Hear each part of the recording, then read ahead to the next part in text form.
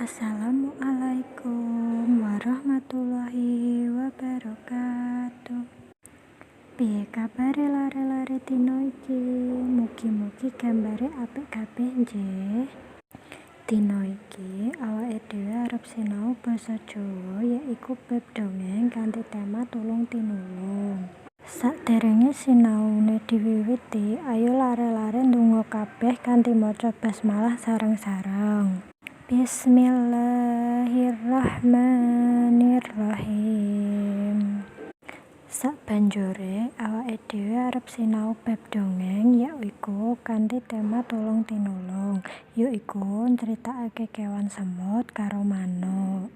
Saiki lare-lare lenggah karo mirengake crita saka Bu Guru.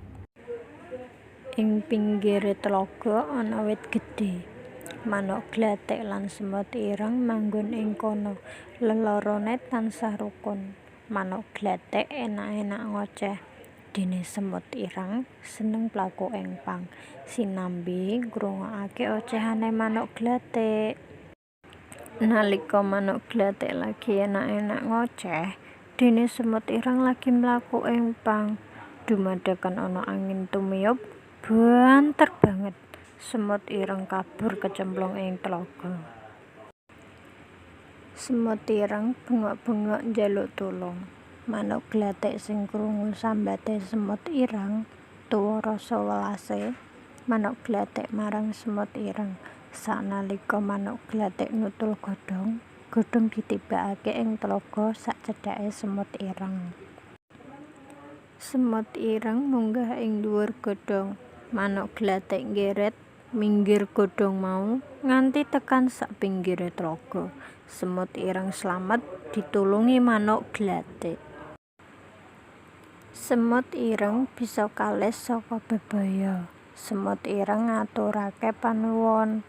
Manuk glathik uga kandha karo kanca iku kudu tansah tulung tinulung.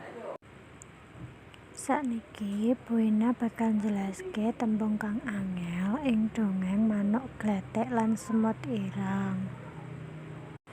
Setunggal tlaga tegese rawa. Kalih manggon tegese mapan. 3 rukun tegese akur utawa guyub. Sekawan ngoceh utawa tegese muni.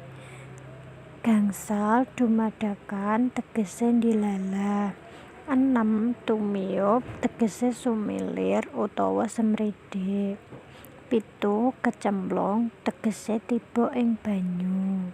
8 kabur tegese kanginan utawa kegawa angin. 9 sambate tegese ngrantes. 10 tuwuh tegese timbul utawa tukul. 11 welas tegese mesakake.